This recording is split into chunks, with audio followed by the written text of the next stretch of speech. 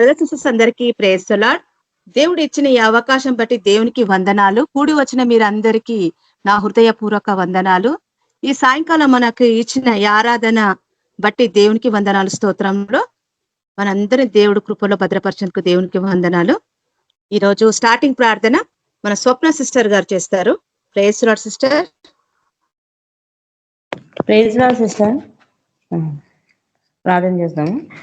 స్తోత్రం ప్రభువా, పరిశుద్ధుడ పరిశుద్ధుడ పరిశుద్ధ తండ్రి, మహోన్నతుడ సర్వోన్నతుడ సర్వాధికారి దేవ, అతి శ్రేష్ఠ తండ్రి ప్రభా, పరిశుద్ధ ప్రభా తండ్రి, నామూలు మేము ఏకీభవించిన తండ్రి ప్రభా, ఈ యొక్క ఆరాధనలో ప్రభా మా మధ్యలో దిగండి ప్రభా, మీరు ఇక్కడ ఉన్నారని ప్రభా మేము విశ్వసిస్తున్నాం తండ్రి ప్రభా. ప్రతిరోజు ప్రభా మాతో మాట్లాడుతున్నందుకు వందనాలు ప్రభా తండ్రి దేవా. ఈ ఆరాధన మీరు మహిమ పొందండి ప్రభా. అయా వాక్యం ద్వారా మాతో మాట్లాడండి ప్రభా. అయా పరిశుద్ధ ప్రభా, అయా నీ వాక్య వరకు మేము ప్రభా ప్రతిరోజు ప్రభాతని అయా వేచిన ప్రభాతని మీరు ఏం మాట్లాడతారో ప్రభాతని మాతో మాట్లాడండి ప్రభా. మమ్మల్ని బలపరచండి తండ్రి ప్రభా.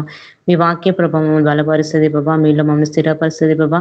మేము ఎలా నడుచుకోవాలి ప్రభాతని మమ్మల్ని నడిపిస్తుంది దేవా. పరిశుద్ధర తండ్రి నీకే స్తోత్రం తండ్రి ప్రభా. మమ్మల్ని నడిపించేవాడా ప్రభా తండ్రి, నీవే మాకు తోడైన మమ్మల్ని నడిపించింది ప్రభా. అయా ప్రతిక్షణ ప్రభా మాకు అందరికీ తోడైన నడిపిస్తున్నందుకు వందనాలు ప్రభాతాన్ని దేవాది దేవానికి కృతజ్ఞతలు చెల్లిస్తున్నాం ప్రభాతాన్ని. అయా ఎంతో భయంకర దినాల్లో మేము ఉన్నా కానీ ప్రభా అయ్యా మమ్మల్ని అందరినీ పోషిస్తున్నావు ప్రభా, నీ కృపలో భద్రపరిచి నడిపిస్తున్నావు దేవా. అందరిని బట్టి నీకు వందనాలు అయ్యా రచ్చ ప్రభా. అయ్యా మాకు ఇంకా జ్ఞానం దయచిన ప్రభా తండ్రి. అయ్యా ప్రభా నా తండ్రి ఇంకా ప్రభా మాలో ఏమన్నా బలహీనతలు ఉంటే తొలగించని ప్రభా, మేము ఒప్పుకొని విడిచిపెట్టాలి దేవా. యేసు ప్రభా ఏం నింద లేకుండా ప్రభా మేము ఈ కొరకు సిద్ధపడే బిడ్డలుగా మమ్మల్ని తయారు చేయని ప్రభా, మమ్మల్ని తీర్చిదిద్దండి ప్రభా. యేసు ప్రభా నీకు స్తోత్రమైన తండ్రి పరిశుద్ధ ప్రభా. దేవా వచ్చిన ప్రతి బిడ్డను కూడా ఆశీర్వించండి, నన్ను బలపరచండి, మీ శక్తితో నింపండి ప్రభా. దేవాది దేవానికి వందనాలు ప్రభాతని దేవా. అయా శత్రు బలమంతని మాకు అధికారం ఇచ్చినందుకు వందనాలు ప్రభాతని. ప్రతిరోజు ప్రభా మేము ప్రార్థనతో జయించాలి ప్రభా దేవా. మాకు శక్తి బలం ఇంకా దయచండి ప్రభా. పరిశుద్ధ ప్రభాతని నీకే స్తోత్రం చెల్లిసిన ప్రభా. అయ్యా ఎంతో భారంతో ప్రభాతను అయా తని ప్రభా నీ స్వార్థ ప్రకటిస్తున్న సేవకులను బలపరచని ఆశీర్వదించని మీ శక్తితో నింపండి ప్రభా. మరి ఇంకా బలంగా సేవ చేయాలని బలపరిచిన ప్రభా తండ్రి, వారు చేసిన ప్రతి ఒక్క తండ్రి ప్రభా కార్యంలో ప్రభా తన అద్భుతములను జరిగించిన దేవా. యేసు ప్రభా నశించిపోతున్న ప్రతి ఆత్మను దర్శించండి మా ప్రతి ప్రాంతంలో దర్శించండి కృపమయ దేవానికి స్తోత్రమైన. మేము చూసిన ప్రభా ఎటు చూసిన భయంకరమైన అలజడి, భయంకరమైన పాపము, చీకటి ప్రభా అయా మేము చూసేట మాకు ఎంతో బాధకరంగా ఉంది ప్రభా, మాకు అసహ్యకరంగా ఉంది ప్రభా. అయానికి స్తోత్రములు తన సృష్టికర్త ప్రభా, ఈ దేశంలో వారంతా మారులాగా దర్శించండి ప్రభా. దేవానికి స్తోత్రమైన తన ప్రతి చోట సువార్త విస్తరింపచ్చని ప్రభా. అపోస్తుల బోధ ప్రతి సంఘంలో విస్తరింపచ్చని ప్రభా. ప్రతి క్రైస్తవుల ప్రభా నీ అందు భయభక్తులు లాగి తన నీకు లోబడి ప్రభావాలు జీవించాలని దర్శించండి ప్రభా. దేవా అన్నిలంతా రక్షణ పొందాలని కూడా దర్శించండి ప్రభా దేవా. అయానికి స్తోత్రం దేవాది దేవానికి వందనాలు ప్రభా. అయా మమ్మల్ని అందరినీ కూడా ప్రభా ఇంకా మీ సేవలో మనం వాడుకొని ప్రభా తని అయా ప్రభా మాకు దొరికిన అవకాశం మేము ఎవరు వదులుకోద్దు ప్రభా. అయా మీరు ఎక్కడికి పిలిచిన అక్కడ వెళ్ళాలి ప్రభా తని. అయా మాకు నైనా సాధ్యమైనంత వరకు ప్రభా అయా అయా దేవాది దేవా అయా మేము వాడబడాలి తండ్రి దేవాన్ని సేవలో ప్రభాతాన్ని. సమయం ఎంతో కొద్దిగా ప్రభాతాన్ని దుష్టుడు ఎంతో విజృంభించినాడు దేవా. అయా మమ్మల్ని పరిచిందని మీ శక్తితో నింపండి ప్రభా. అయా మా కుటుంబాల్లో తండ్రి ప్రతి బిడ్డ కుటుంబాల సమాధానం దయచండి, శాంతిని దయచండి ప్రభా. దేవానికి స్తోత్రం చెల్లిస్తున్నాం ప్రభా తండ్రి. అయానికి వందనాలు అయ్యా రచ్చ ప్రభా. మా అందరికి ఇచ్చిన తని ప్రభా గొప్ప మేలుకి తని సమాధానానికి వందనాలు చెల్లిస్తున్నాం ప్రభా. పరిశుద్ధ ప్రభా అయా ప్రతిక్షణం మేము మార్గంలో నడిపించు తని ప్రభా. ఇంకా మేము ప్రతిరోజు బలపడాలని బలపరచని ప్రతి బలహీనత తొలగించిన తని ప్రతి భయం పెరిగితనం ప్రభా మాలో తీసిన ప్రభా. ఏ పెరిగితనం మాలో ఉండటానికి వీళ్ళతని ఏ విషయాలు మేము భయపడదు ప్రభా. మేము భయపడతాని కేవలం నీకు లోబడి నీకు భయపడి జీవించాలి దాన్ని అయా. అయా అబద్ధాన్ని ప్రభావం చితగత కలుప సత్యవంతం సేరపరచని ప్రభా. అయా ప్రతి చోట మీ స్వస్థ మేము విస్తరింపచాలి తని అయానికి స్తోత్రం దేవా. పరిశుద్ధ ప్రభానికి వందనాలు అయ్యా రాజా. ఆరాధన అంతట్లో తోడని ప్రభా పాట ద్వారా మీరు మహిమ పొందిన వాక్యం ద్వారా మాట్లాడండి దేవా. యేసు ప్రభా వాక్యం చెప్తున్న బిడ్డలు ప్రభా తని అయా నాతని అయా ప్రభా మీకు పరిశుద్ధాత్మ శక్తితో నింపండి ప్రభా. అయా మాతో మాట్లాడండి దేవా. అవును ప్రభా దేవానికి వందనాలు అయ్యా రాజా. కృపమయ్యా దేవానికి కృతజ్ఞతలు చెల్లిస్తున్నాం. మీరు ఆఖరికి మిమ్మల్ని అందరినీ సిద్ధపరచుకోండి ప్రభా. యేసుక్రీస్తు పరిశుద్ధ నామంలో ప్రార్థిస్తున్నాను తండ్రి, ఆమేన్. Thank you sister. Thank you sister. Praise the Lord. Shanthamma sister గారు మీరు పాట పాడండి సిస్టర్. అందరికీ ప్రైజ్ ది లార్డ్. పాట పాడుకొని దేవుని నామాన్ని మహిమపరుచుకుందాము. యెహోవా నా కాపరి నాకులేమీ లేదు, పాచిక గల చోట మాచికతో నడుపు. యెహోవా నా కాపరి నాకులేమీ లేదు, పాచిక గల చోట మాచికతో నడుపు, యెహోవా నా కాపరి. మరణపు చీకటిలో తిరుగుచుండినను ప్రభు యేసు నన్ను కరుణతో ఆదరించున్. మరణపు చీకటిలో తిరుగుచుండినను ప్రభు యేసు నన్ను కరుణతో ఆదరించున్. యెహోవా నా కాపరి, నాకులేమీ లేదు. పచ్చిక గల చోట మాచికతో నడుపున్, యెహోవా నా కాపరి, నాకులేమీ లేదు. పచ్చిక గల చోట మాచికతో నడుపున్, పగవారి ఎదుట ప్రేమతో ఒక విందు ప్రభు సిద్ధము చేయున్. పరవశముందెదను పగవారి ఎదుట ప్రేమతో ఒక విందు ప్రభు సిద్ధము చేయున్.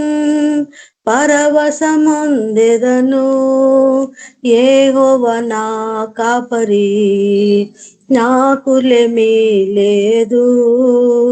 పాచిక గల చోట మాచికతో నడుపున్, నూనెత నా తలను అభిషేకము చేయున్. నా హృదయము నిండి పొర్లుచున్నది, నూనెతో నా తలను అభిషేకము చేయున్. నా హృదయము నిండి పొర్లుచున్నది, యెహోవా నా కాపరి, నాకులేమీ లేదు. పాచిక గల చోట మాచికతో నడుపున్, యెహోవా నా కాపరి, నాకులేమీ లేదు. పాచిక గల చోట మాచికతో నడుపున్, చిరకాలము నేను ప్రభు మందిరములో నివాసము చేసి పరవశముందెదను. చిరకాలము నేను ప్రభు మందిరములో నివాసము చేసెదన్. పరవశముందెదను యెహోవా నా కాపరి, నాకులేమీ లేదు. పాచిక గల చోట మాచికతో నడుపున్, యెహోవా నా కాపరి, నాకులేమీ లేదు. పాచిక గల చోట మాచికతో నడుపున్. Thank you sister. Praise the Lord. Thank you sister. Praise the Lord. కళ్యాణక్క గారు ఇప్పుడు మనకు వాక్యం నేర్పిస్తారు. Praise the Lord. Brothers and sisters అందరికీ యేసుక్రీస్తు పరిశుద్ధ నామంలో మీకు అందరికి శుభములు. నాకు దేవుడిచ్చిన ఈ యొక్క అవకాశం కొరకై దేవుడికే మహిమ కలుగును గాక. మనం ఒక చిన్న ప్రార్థనతో మన వాక్యముని ప్రారంభించుకుందాము. పరిశుద్ధుడవు, మహాగణుడవు, సర్వశక్తిమంతుడవు, సర్వాధికారివైన యేసయ్య, ఈ సాయంత్రకాల సమయమున తండ్రి మీ యొక్క వాక్యం ధ్యానించుటకు ప్రభు మాకు ఇచ్చిన యొక్క సమయం కొరకై నీకు వందనాలు. వాతావరణంలో నీ స్వాధీనంలో పెట్టుకునండి ప్రభా. తండ్రి పరిశుద్ధాత్మ నడిపింపు మాకు అందరికి దయచేయండి. మాట్లాడుతున్న నాతోనూ ప్రభ, వింటున్న ప్రభ బిడ్డలందరితో కూడా ప్రభ మీరే మాట్లాడండి. పరిశుద్ధాత్మ కార్యంలో మా యొక్క జీవితంలో జరిగించండి. నీకు వాక్య ధ్యానంను ప్రభ మేము లోతుగా ధ్యానించుటకు సహాయం చేయమని యేసయ్య శక్తి కలిగిన నామంలో అడిగి ప్రార్థించి వేడుకుంటున్నాను తండ్రి. ఆమేన్. వాక్య ధ్యానంలోకి వెళ్దాము. మీకా ప్రవక్త. మీకా ప్రవక్త అంత్యకాలంలో జరగబో అంటే క్రీస్తు యేసు ప్రభువు ఆయన మొదటి రాకడలో ఆయన సేవా కార్యక్రమం జరుగుతున్న దినాములు. అంటే 30 సంవత్సరంల నుంచి 33 సంవత్సరాల వరకు 3.5 సంవత్సరంల సేవా కాలం. ఆ యొక్క పరిచర్య దినములలో గురించి జరుగుతున్న విషయాలను మనతో మాట్లాడుతున్నప్పుడు అందులో మనకు ఒక గొప్ప మర్మంని తెలియజేస్తున్నాడు ఆయన. ఒకసారి చదువుదాం ఆ మాట. మీకా గ్రంథము, పాత నిబంధనలోని మీకా గ్రంథం 4వ అధ్యాయము మొదటి వచనం నుంచి చెప్తాను నేను. ఇక్కడ నా తప్పు దొరికితే క్షమించండి, కొంచెము పవర్ సప్లై కరెక్ట్ గా లేదు. చూడండి ఒకసారి. 4వ అధ్యాయము మీకా గ్రంథము, చిన్న ప్రవక్తలలో లాస్ట్ నుంచి 5th వన్. మీకా గ్రంథము 4వ అధ్యాయము మొదటి నుంచి 3-4 వచనాలు. అంత్య దినములో యెహోవా మందిర పర్వతముల శిఖరమున స్థిరపరచబడి కొండల కంటే ఎత్తబడగా ప్రవాహము వచ్చినట్లు జనములు దానిలోనికి వచ్చేది. ప్రవాహము వలె జనములు వచ్చేది. అంత్యకాలంలో అంటే ఏ రోజు ఇది జరిగింది అంటే దాదాపుగా మనం చూసుకుంటే 2026 సంవత్సరంల క్రితం కదండి. యేసు ప్రభు వచ్చినాకనే కదా క్రీస్తు శకం ప్రారంభమైంది. ఈ క్రీస్తు శకంలో ఇది అంత్య దినములు అని బైబిల్ చెప్తుంది, ప్రవక్త చెప్తున్నాడు. ఎందుకంటే ఆ రోజు ఏం జరుగుతుందంట, ఆ కాలంలో అన్యులు కూడా ప్రవాహము వలె యెరూషలేములోనికి వచ్చేదారు. అన్యజనులు ప్రవాహము వలె వచ్చేదారు. కొండల శిఖరము పైన చూడండి మాట, స్థిరపరచబడి కొండల కంటే ఎత్తబడగా మనకు తెలుసు యెరూషలేము అంతా కొండల ప్రాంతము, ఎడారి ప్రాంతం. 7 కొండల పైన ఉంటది మన యెరూషలేము పట్టణం అనేది. అదండి 7 hills పైన ఉంటది. కాబట్టి దానికి ఒక ప్రత్యేకత. ఆ యెరూషలేము పట్టణం ఎట్లా ఉంది అంట, భూమికి నడిబొడ్డున ఉంటది. అందుకే మనము యేసు ప్రభు యొక్క శిలువ ధ్యానములు చూస్తున్నప్పుడు, చదువుతున్నప్పుడు, ధ్యానిస్తున్నప్పుడు మనకి ఏం గమనిస్తామంటే, ఆకాశంకి భూమికి మధ్యన వేలాడుతున్నాడు ఆయన. ఆకాశంకి భూమికి మధ్యన అంటే ఎట్లా అంటే, ఈ యెరూషలేము అనేది సెంటర్ ఆఫ్ ద ఎర్త్, భూమికి మధ్యలో ఉందంట.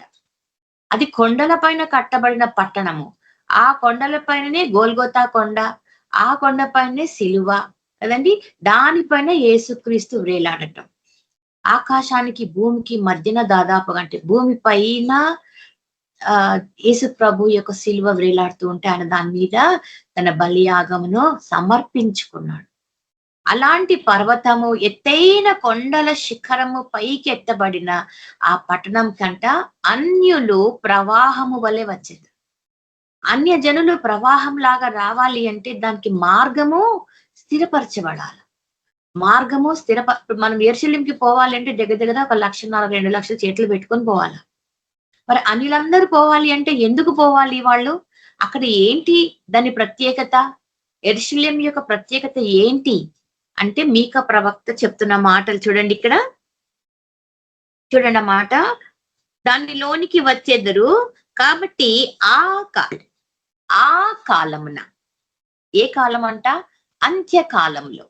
అంత్యకాలంలో ఆ కాలమున సియోనులో నుండి జనసమూహములు, అన్యజనులు అనేకులు వచ్చి సియోనులో నుండి ధర్మశాస్త్రమును, యెరూషలేములో నుండి యెహోవా వాక్కును బయలువెళ్ళును. సియోన్లో నుంచి ఏమొస్తుంది? అక్కడ ధర్మశాస్త్రం వస్తుంది. యెరూషలేములో నుంచి ఇంకోటి ఏమొస్తుందంట, యెహోవా వాక్యం. ఎవరా వాక్యం అంటే, మనకు యోహాను సువార్త చెప్తాడు కదా, ఆది అందు వాక్యం ఉండెను, వాక్యమే దేవుడై ఉండెను, ఈ వాక్యమే శరీరధారి అయి భూమి పైన అవతరించి. ఆ వాక్యం ఎక్కడి నుంచి వస్తుందంట, యెరూషలేములో నుండి వస్తుంది. ఈ కొండల శిఖరం పైకి, పర్వతముల శిఖరం పైకి, ఎత్తైన కొండ పైకి వస్తున్నటువంటి దీనిని చూడటానికి అన్యులు ప్రవాహము వలె, ప్రవాహం అంటే మనం దేని అంటాము, నీరు. కదండి. నదులు ప్రవాహము వలె, మంచు కొండలు కరిగి ప్రవాహం వలె ప్రవహిస్తున్నాయి అంటాం. ప్రవాహము వలె జనములు వస్తున్నారు అంటే వేలకు వేల మంది అన్య జనులు వస్తున్నారు. మరి యూదులు ఏమైపోతున్నారు కదండి, అన్య జనులు వస్తున్నారట ఆ వింతను చూడటానికి. ఎందుకంట చూడండి ఆ మాట, వారు ఎందుకు వస్తున్నారంటే దానికి ఒక 2 కారణములు ఉన్నాయి. దేవుని మందిరమునకు, యెహోవా పర్వతమునకు మనము వెళ్ళుదము రండి. 3వ వచనం. ఈయన తన మార్గముల విషయమై మనకు బోధించును, మనము ఆయన త్రోవలలో నడుచుకుందాము అని చెప్పుకుందాం. ఈయన మనకు బోధిస్తున్నాడు, తన మార్గంలో మనల్ని నడిపిస్తాడు. అంటే ఆయన బోధలు విన్నవారు, ఆయన మార్గములను తెలుసుకోవాలనే ఆశ కలిగిన వారు ఈ మందిరమునకు ప్రవాహము వలె వస్తున్నారు. అంటే ఈయన బోధలు ఎవరు ఎక్కడ వినిపించినారు అంటే ఆ రోజులలో ఇది ప్రవచనం, మీకాకు వచ్చినటువంటి ప్రవచనం. 700 సంవత్సరాలకు పూర్వం చెప్పబడిన ఈ ప్రవచనము అది యేసు ప్రభు రాకడతో నెరవేరింది. అన్య జనులు ప్రవాహము వలె ఆ కొండ మీదకి వస్తున్నారు. యెరూషలేం ఈ రోజు కూడా మనం గమనిస్తున్నాము. ఏంటది అంటే యేసు ప్రభు నడిచిన భూమి అది, పరిశుద్ధమైన భూమి అది. ఆ ప్రాంతము టూరిజం కి చాలా బాగా అనుకూలమైన ప్రాంతం అని చెప్పి ఆ గవర్నమెంట్ దాన్ని టూరిస్టుల కోసం అని విస్తారంగా అభివృద్ధి పరిచింది. ఎందుకంటే జనాలకి ఏం కావాలా, యేసు ప్రభు నడిచిన భూమి మీద మనం కూడా ఒకసారి నడిస్తే చాలు, ఒకసారి నడిస్తే చాలు, ఆ ప్రదేశంలో ఒకసారి చూస్తే చాలు. ఆయన సమాధిని ఒకసారి ముడితే, ఎందుకంటే అది తెరవబడిన సమాధి, దాన్ని ఒక్కసారి ముడితే చాలు. ఆ గలిలయ సముద్రము, ఆ ఎర్ర సముద్రము, ఆ మృత సముద్రము, ఇవన్నీ కూడా బైబిల్లో నిక్షిప్తమైనటువంటి గొప్ప ఆశ్చర్య క్రియలు. కాబట్టి వీటిని కళ్ళారా ఒక్కసారి చూడాలి. ఈ ఆశతో ఈ రోజు జనంలో వెళ్తున్నారు. అయితే ఎప్పుడు వెళ్తున్నారంటే వీళ్ళు రిటైర్ అయిపోయి కాళ్ళు సచ్చుబడిపోయి నడవలేని స్థితిలో, అక్కడ నడక చాలా దూరం నడవాలంట. వెళ్ళిన వాళ్ళు చెప్పిన విషయాలు ఇవి. మా చర్చి వాళ్ళు కొన్ని ఫ్యామిలీస్ వెళ్ళాయి. అట్లా నడక దారి ఎక్కువగా ఉంటుంది, కార్ వెళ్ళినంత మట్టుకే వెళ్ళగలదు. ఆ టూరిస్ట్ బస్సుల అరేంజ్మెంట్స్ ఇవన్నీ దేనికోసం వెళ్తున్నారు వీళ్ళు అంటే అక్కడ వింతలు విశేషాలు, యేసు ప్రభు ప్రయాణం చేసినటువంటి ఆయన పరిచర్య ప్రాంతాలు ఇవి చూడటానికి వెళ్తున్నారంట. ఇవి చూడటానికి వారు వెళ్తున్నారు. యేసు ప్రభువు తిరుగుతున్న ప్రాంతాలను చూస్తే సరిపోతుందా కదండి. యెరూషలేంని ఒక్కసారైనా జీవితంలో విజిట్ చేయాలి అనే కోరికతో చాలా మంది ప్రాణాలు బిగబట్టుకొని ఉన్నారు. ఎందుకంటే చచ్చిపోయే లోపల ఒక్కసారన్నా ఆ పిలిగ్రిమ్, అదేంటంట పిలిగ్రిమ్ అంటే యాత్రా స్థలం, అది యాత్రా స్థలంగా చూడాలని వెళ్తున్నారు. కానీ అందరూ మర్చిపోతున్నది ఒక విషయం ఏంటంటే అది భూమి ఆయన పాదపీఠం కదండి. భూమి ఆయన పాదపీఠం. ఆ పాదపీఠంలో నడిబొడ్డున ఉన్నది యెరూషలేము పట్టణం. మనం ఎక్కడున్నాము? ఆయన పాదపీఠం దగ్గరే ఉన్నాం కదండి. ఏది శ్రేష్టము? ఆయన పాదపీఠం దగ్గర కూర్చొని ఆయన సన్నిధానములో ఆయన చెప్పు వాక్యములను, ఆయన మాట్లాడిన బోధలను వినటం శ్రేష్టమా, లేకుంటే ఆయన సంచరించిన ప్రాంతాలను చూసి తరించటం శ్రేష్టమా అనేది జనాలు తెలుసుకోలేకపోతున్నారు. కానీ ప్రవాహము వలె వెళ్తున్నారు కదండి. టూరిజం దగ్గర 4 లక్షల మంది సంవత్సరానికి ఆ ప్రాంతాలు విజిట్ చేస్తారంట ఇండియా నుంచే. ఇంకా దేశ విదేశాల నుంచి అయితే ఇంకా కొన్ని లక్షలు. కాబట్టి లక్షల మంది ఆ ప్రాంతాలను చూడటానికి వెళ్తున్నా కూడా మారు మనస్సు కలుగుతుందా అంటే వచ్చినాక కీళ్ళ నొప్పులు, కాళ్ళ నొప్పులు. ఎందుకంటే ఆ ఫుడ్ పడలేదని, వాతావరణం పడలేదని, చాలా దూరం నడవాల్సి వస్తుందని ఆ అసంతృప్తి మిగులుతుంది. కానీ ప్రభువు నడిచిన ఆ పరిశుద్ధ స్థలంలో మేము కూడా నడిచినాము అనే తృప్తి లేకుండా పోతుంది. కానీ మనకు ఆ తృప్తి ఎక్కడ దొరుకుతుందంట? ఆయన పాద సన్నిధిలో. ఎందుకంట అన్య జనులు ప్రవేశిస్తున్న దేనికోసమండి? సియోనులో నుండి ధర్మశాస్త్రం వస్తుందంట అక్కడికి. యెరూషలేములో నుండి యెహోవా వాక్యము ఇవన్నీ కూడా మనకు బైబిల్ గ్రంథంలోనే దొరుకుతున్నాయి. యెరూషలేం వరకు పోవాల్సిన పని లేదు కదా. భూమి మీద ఆయన పాదపీఠం అంటే ఆయన భూమి మీద తన కాళ్ళు పెట్టుకున్నాడు అని అర్థం. పాదముల పీఠం అది. ఈ పీఠం పైన పీఠం దగ్గర మనం కూర్చుని ఉన్నాం. ఈయన ప్రవాహం వల్ల జనములు వస్తుంటే వాళ్ళకి ఏం చెప్తున్నాడంట? బోధన. ఏం బోధిస్తున్నాడో చూడండి అక్కడ మాటలు. ఆయన తన మార్గముల విషయమై మనకు బోధించును, మనము ఆయన త్రోవలలో నడుచుకొందము అని చెప్పుకొందురు. ఆయన మధ్యవర్తి అయి అనేక జనములకు న్యాయము తీర్చును. మధ్యవర్తి అయి అనేక జనములకు న్యాయం తీర్చును. అంత దూరం వెళ్ళిన ఆ ప్రయాణికులు యెరూషలేములో చూసినాక కూడా సత్యములను గ్రహించలేకపోతే అది చాలా బాధాకరం కదండి. ఏంటంట? ఆయన మార్గంలను తెలియజేస్తున్నాడు. ఎవరు ఆయన? యేసు ప్రభు కదండి. నేనే మార్గము అన్నాడు. ఈ మార్గమును వెతకటానికి నువ్వు అంత దూరం పోనవసరం లేదు. ఈ మార్గము నీకు బైబిల్ బోధిస్తుంది. నీ చేతిలో ఉన్న ఆ గ్రంథము, పరిశుద్ధ గ్రంథము. ఈ వాక్యంను బోధించినప్పుడు వారు విన్నారు ఏంటంట?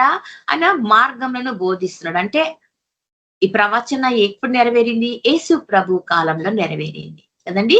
యోహాను భక్తుడు బాప్తిస్మం ఇచ్చే యోహాను ఎప్పుడైతే ఇదిగో దేవుని గొర్రె పిల్ల అని డిక్లేర్ చేసిండు కదండి, డిక్లేర్ చేసిన రోజు నుంచి పరిచర్య ప్రారంభమైంది. కానీ అప్పటి వరకు ఏం జరిగింది? యేసు ప్రభు 12 ఏళ్ల వయసులో నుంచే దేవాలయంలో కూర్చొని దేవాలయంలో పరిసయ్యులతో శాస్త్రులతో తర్కిస్తూ దేవుని వాక్యంను విశ్లేషిస్తూ ఆ వాక్యంలోని మర్మములను తెలుసుకుంటూ వాక్య ధ్యానంలో ఎదిగిన వాడైన వాక్య ధ్యానంలో ఎదిగిన వాడు. ఎందుకంటే నజరేతు నుంచి యెరూషలేమునకు రావటం, అక్కడ వాక్య బోధనలో పాల్గొనటం, తిరిగి ఇంటికి వెళ్ళటం.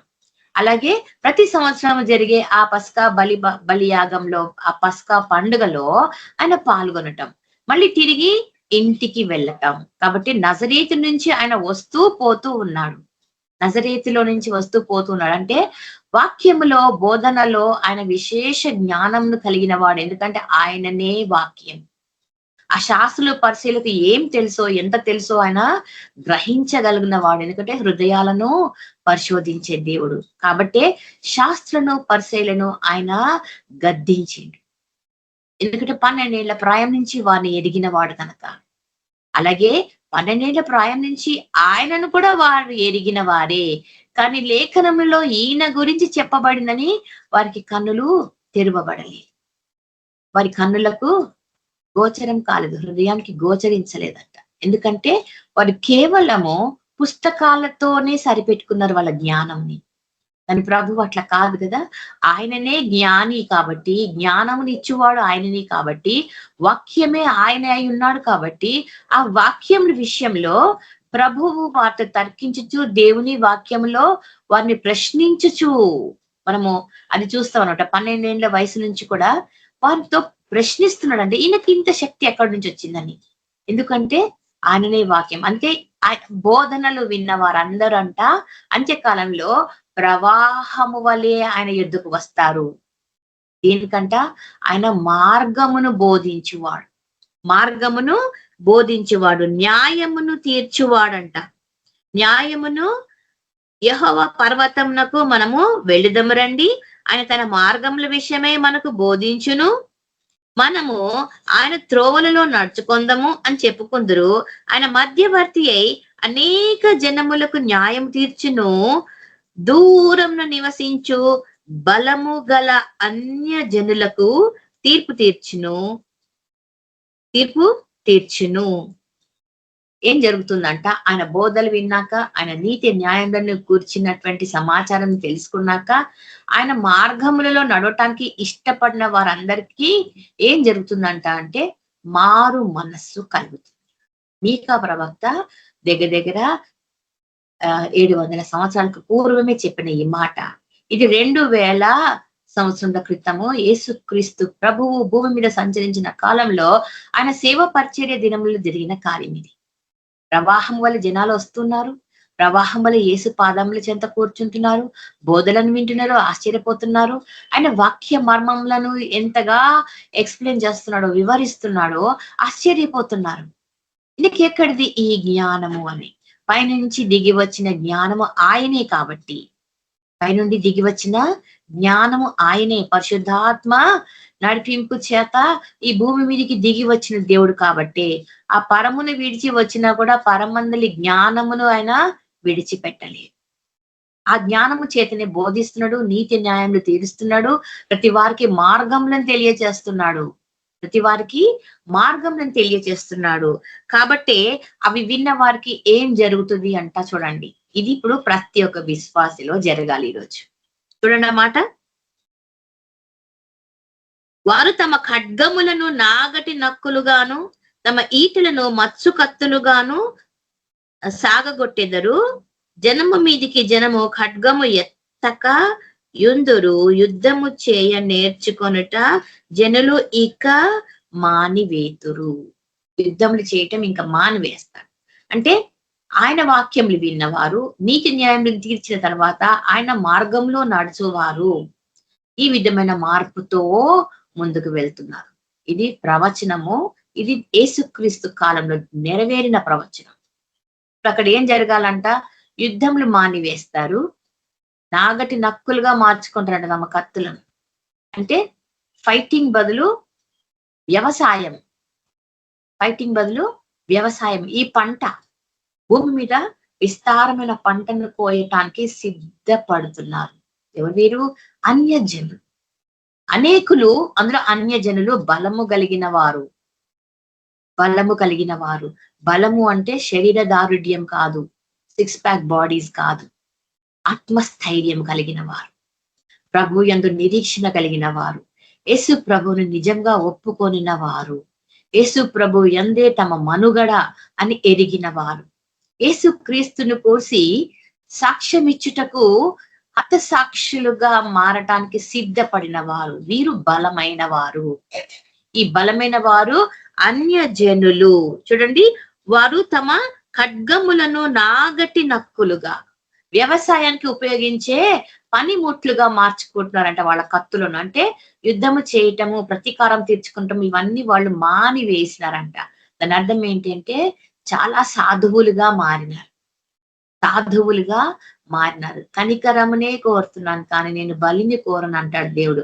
ఆ కనికరము కలిగిన మనస్సును ఎరిగిన వారు, నేర్చుకున్న వారట. అంటే ప్రవాహము వల్ల ఆయన సన్నిధికి వచ్చిన వారు ఖచ్చితంగా జరగవలసిన మార్పు ఏంటంట? నాగటి నక్కులుగా మార్చుకోవాలా, వ్యవసాయ పనిముట్లుగా మార్చుకోవాలా. కోతకు మనము సిద్ధపడు సైనికులుగా మారాలా. యుద్ధం అనే మాట ఇంకా వినపడదట, యుద్ధం అనే మాట వినపడదు. ఇంకోటి ఏంటి? ఒకటేమో ఖడ్గములను నాగటి నక్కులుగాను తమ ఈటెలను మత్సు కత్తులుగాను సాగగొట్టెదరు. జనము మీదికి జనము ఇక మానివేతురు.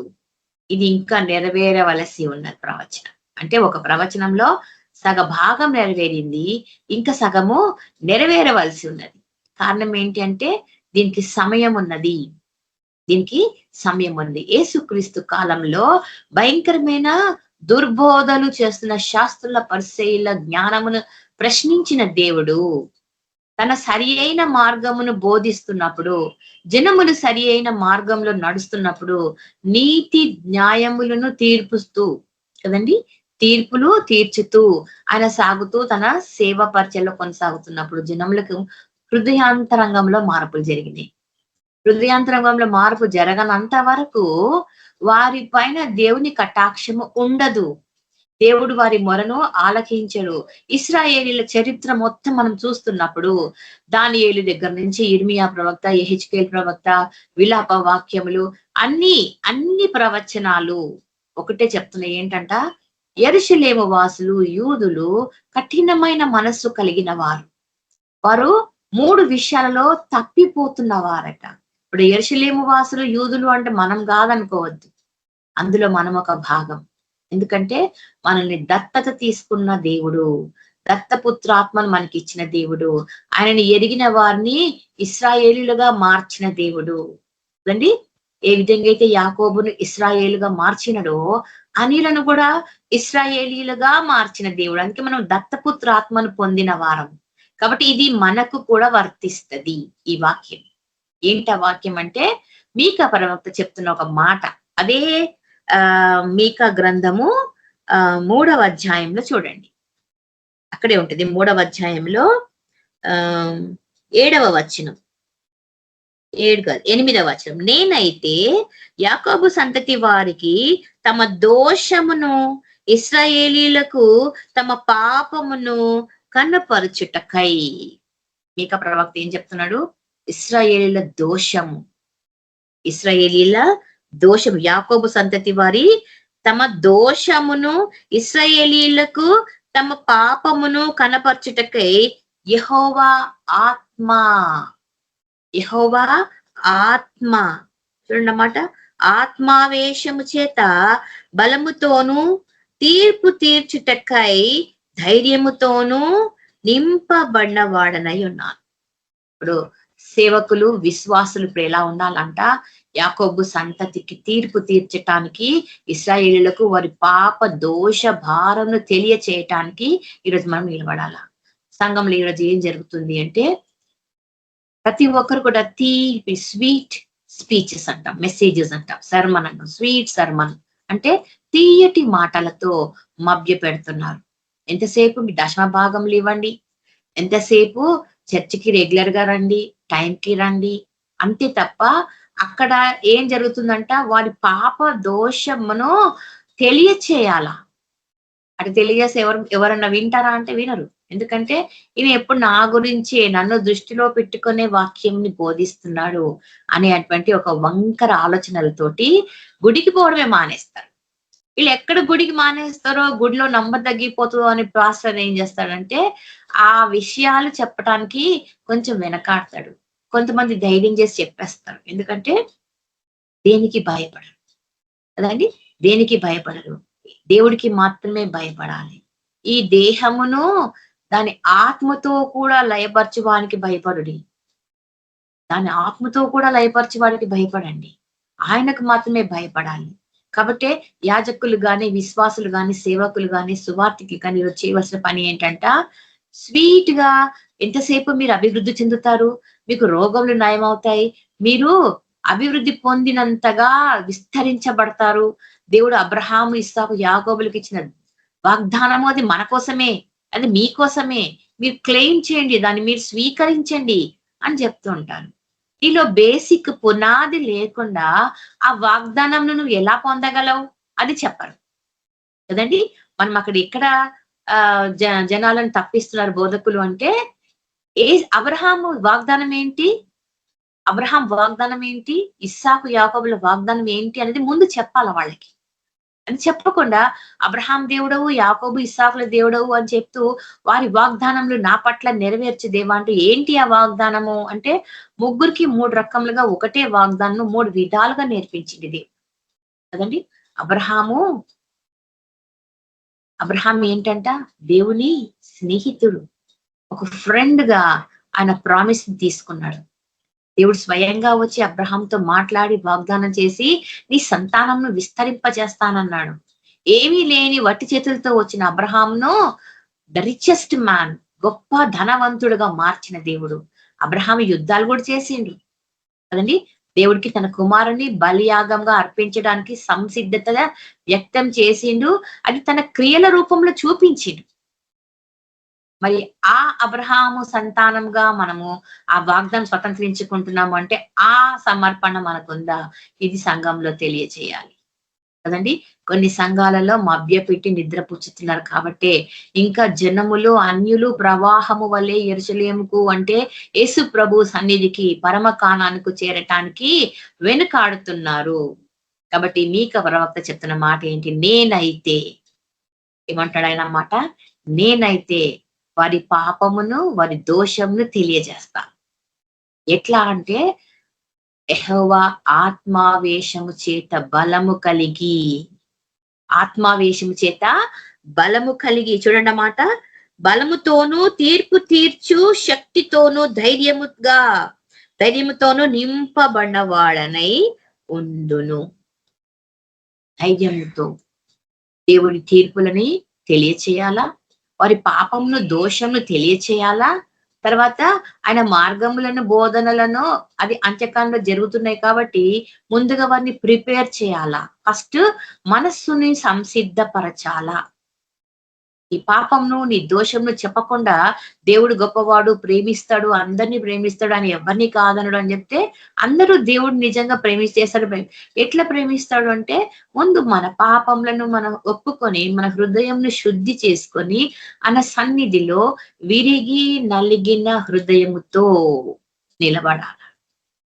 మరి ఈ ముక్క చెప్పకుండా రెండవ ముక్క చెప్తే ఎట్లా కదండి?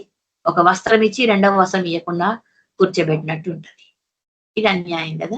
వారికి సంపూర్ణంగా మనం భోజనంని పంచి పెట్టాల. ఆహారంలో కంప్లీట్ గా దేవుడు ఎట్లా ఇచ్చిందంట, సంపూర్ణంగా కడుపార తిని తృప్తి పొందిన తర్వాత కూడా 12 గంపలు మిగిలేంతగా ఆహారాన్ని సిద్ధపరిచింది. ఇప్పుడు మనం వాక్యం అనే ఆహారం పంచుతున్నప్పుడు ఇది సంపూర్ణంగా సిద్ధపరిచి మనం పంచుతున్నామా? ఎందుకంటే ఆ పంచుతున్నది ఎవరిని అంటే యేసు ప్రభునే. వాక్యం అనే ఆహారంనే మనం ఇస్తున్నాం కాబట్టి ముందు మనము భుజించాలా.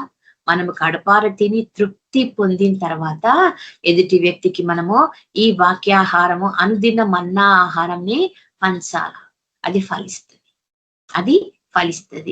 ఇప్పుడు మీకా ప్రవక్త యొక్క తీర్మానము మన తీర్మానం అయి ఉండాలి. ఎట్లా అంట, నేనైతే అంటాడు ఆ మాట. అది చాలా కష్టం కదండి. నేనైతే అని చెప్పడానికి పౌలు భక్తుడు తెగించిండు. నా మట్టుకైతే బ్రతుకుట క్రీస్తే అంటాడు. అంత గట్టిగా చెప్పగలమా? వారి సమర్పణ ఎంత గొప్పదో మనకు తెలుస్తుంది ఈ మాట చెప్తున్నప్పుడు. మామూలుగా చెప్పడానికి అది అంత ఈజీ మాట కాదు కదండి. నా మట్టుకైతే బ్రతుకుట క్రీస్తే అన్న మాట. అన్ని విషయాలలో నన్ను పోలి నడవండి అంటున్నాడు పౌలు భక్తుడు. యేసును పోలి నడవని చెప్పట్లేదు. అంటే ఆయన ఖచ్చితంగా యేసును పోలి నడిచి కాబట్టి ఆ మాట చెప్పగలుగుతున్నాడు. ఇక్కడ మీకా ప్రవక్త కూడా ఇదే మాట అంతే ధైర్యంతో చెప్తున్నాడంట. చూడండి ఆ మాట మళ్ళొకసారి. నేనైతే యాకోబు సంతతి వారికి తమ దోషమును, ఇశ్రాయేలీయులకు తన పాపమును కనపరచుటకై.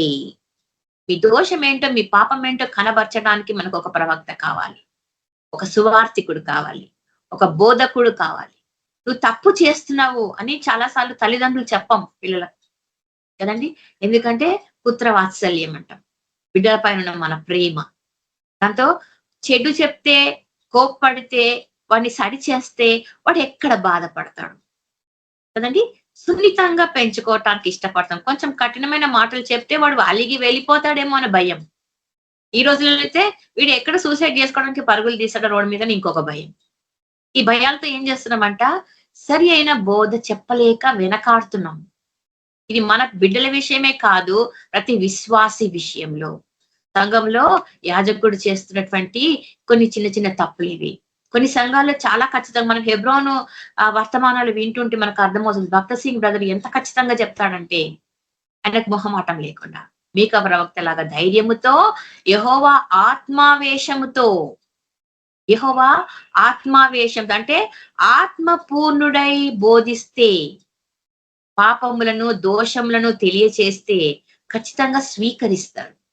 ఆత్మపూర్ణత లేకుండా తూతు మంత్రంగా అవతలోడి కంట్లో ఉన్న ఏమంటారు దాన్ని, నలుసును తీయటానికి ప్రయత్నం చేస్తాం. అవతలోడి కంట్లోని నలుసును తీయటానికి ప్రయత్నిస్తాం. ముందు నిన్ను నువ్వు సరి చేసుకోవాలి కదండి. మనల్ని మనము సరి చేసుకొని అవతలి వ్యక్తిలోని కంట్లో నలుసుని తీయడానికి చాలా సులభం. ఎందుకంట నువ్వు ఆత్మావేశము కలవాడవై, పరిశుద్ధాత్మతో నింపబడిన వాడవై జరిగిస్తే ప్రతి కార్యములో సఫలత దేవుడు అనుగ్రహిస్తాడు, మనం కాదు. మనం అక్కడ ఏమీ చేయటం లేదు, కేవలం పరిశుద్ధాత్మను ధరించుకుంటున్నాం, అభిషేకంను కోరుతున్నాం. ప్రభువా నీ అభిషేకంతో మమ్మల్ని నడిపించట్టినప్పుడు మనం బ్రదర్ సేవలో వెళ్తుంటే మనం ఏమని ప్రార్థన చేస్తున్నాము, ప్రభ సేవలో బలంగా వాడబడగా వీళ్ళు. ఎందుకంట అక్కడ అనేక ఆత్మలు పట్టబడినాయి, అనేక దురాత్మలు వారిని పీడిస్తున్నాయి. వారికి విడుదల రావాలా, దురాత్మల నుంచి విడుదల కావాలంటే నీకు ఆత్మకార్యం అక్కడ జరగాల ప్రభు. అందుకే నీకు అగ్ని కంచె వేసి బిడ్డలను భద్రపరచండి, రాకపోకలందు తోడై ఉండండి ప్రభు, ఎలాంటి ఆపదలు కలగకుండా. కారణం ఏంటి?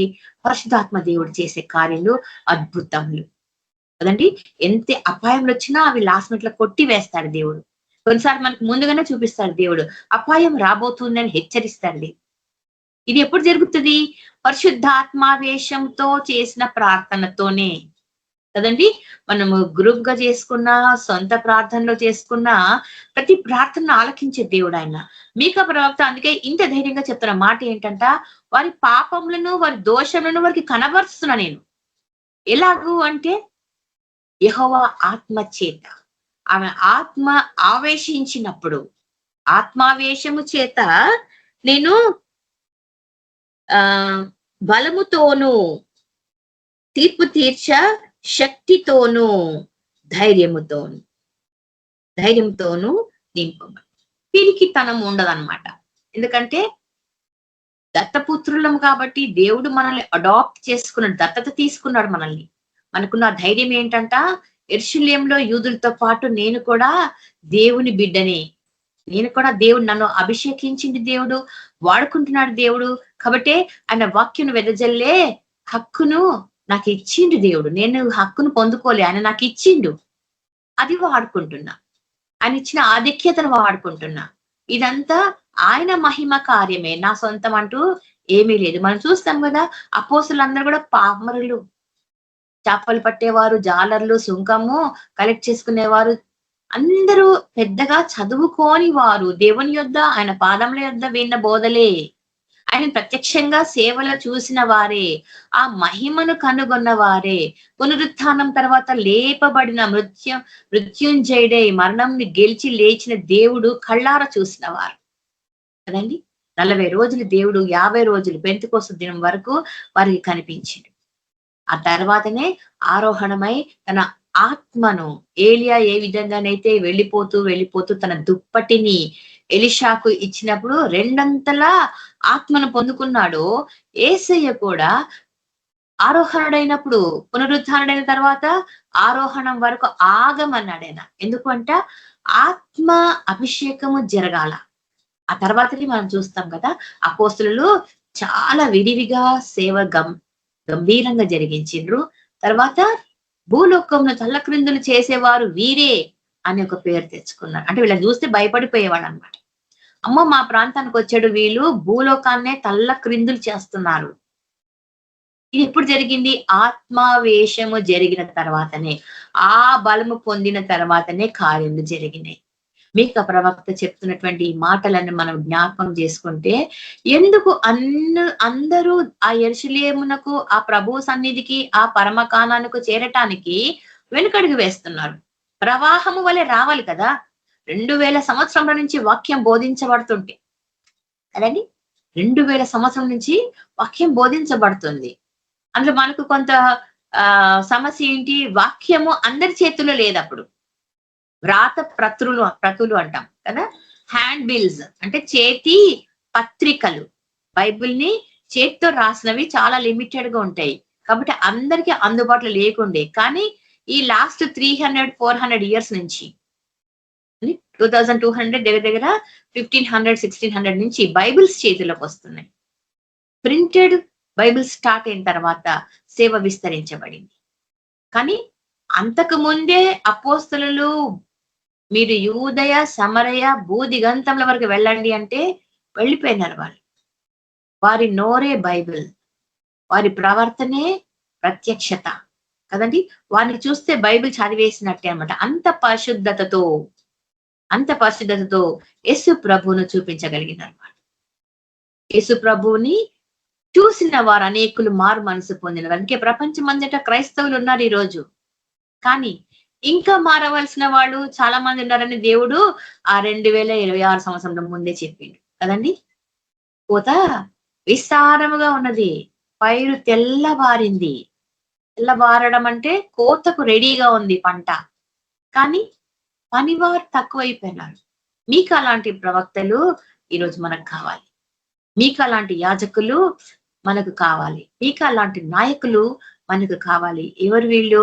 యెహోవా ఆత్మావేశము చేత బలపరచబడిన వారు. మీరైతేనే ధైర్యముగా శక్తితో బోధించగలరు, ప్రజల పాపములను దోషములను ఎత్తి చూపగలరు. ఇప్పుడు మనం ఎన్నో వాక్యములు వింటూ ఉంటాం, ఎంతో మంది బోధకులను వింటూ ఉంటాం. అందరిలో మనకు ఒక రేర్ గా ఒక గ్రూపే ఉంటది, చాలా అరుదుగా కనపడే గుంపులు అనమాట వీళ్ళైతేనే ఖచ్చితమైన వాక్యంగా బోధించేవారు. ఎలాంటి కథలు పిట్టకథలు ఇతరుల సాక్ష్యాలు కాకుండా తమ సొంత సాక్ష్యంతో వాక్యంను బోధించేవారు. వీరు చేసే కార్యములు ఎంత గొప్పగా ఉన్నాయంటే అనేకులు మారు మనసు పొందుతున్నారు. అనేకులు ప్రవాహము వలె అన్యులు మార్చబడుతున్నారు. అంటే చెప్పుకోలేరు, కానీ మనస్సులో అంతరంగంలో మార్పు జరుగుతోంది. అంత్యకాలంలో ఇది జరగాల, ఇది సంపూర్ణము కావాలా. ఈ రోజు ప్రశ్న ఏంటంటే, మార్పు జరుగుతుంది, ప్రవాహము వల్ల జనులు వస్తున్నారు, కానీ ఇది సంపూర్ణం కావటం లేదు. అందుకే ఆయన రాకడ ఆలస్యం జరుగుతోంది. ఆయన రాకడ ఆలస్యంకు కారణం ఏంటంటే ఆ నంబర్ సంపూర్ణత కాలేదు. ఇంకా అంత్యక్రీస్తు బయలుపరచబడలేదు. పరిశుద్ధాత్మ దేవుడు ఇంకా తన కృపా కార్యములని భూమి మీద జరిగిస్తూ ఉన్నాడు. అనేకులను దర్శిస్తున్నాడు, అనేకులు మారుతున్నారు. కానీ మారిన వాళ్ళు మళ్ళీ తిరిగి పాత జీవితంలోనికి వెళ్ళిపోతున్నారు. ఈ సైకిల్ ఇది ఒక రిపీట్ అవుతున్నటువంటి ఒక ఫేజ్ అంటాం. ఈ వలయం అంటాం దీన్ని కదా. ఈ వలయంలో ఎవరు వార్తను స్వీకరిస్తున్నారు, ఎవరు ఖచ్చితంగా నిలబడుతున్నారు, ఎవరైతే ఏర్పరచబడిన వారో వారు మాత్రమే దేవుడికి సాక్షులుగా నిలబడుటకు సిద్ధమైన మనసుతో ఆ యొక్క 5 మంది కన్యకలు, బుద్ధిగల కన్యకల వల్లే ఉన్నారు. సిద్ధమైన మనసుతో ఉన్నారు. ఎందుకంటే పరిశుద్ధాత్మతో నింపబడిన వారే వాళ్ళు తమ దివిటీలలో నూనెతో సిద్ధంగా ఉన్నారు. అందరూ దివిటీలు వెలిగించుకున్నారు, కానీ నూనె అయిపోతోంది కదండి. నూనె అయిపోతోంది, పక్కవారిని అడిగితే అది ఇచ్చేది కాదు కదా.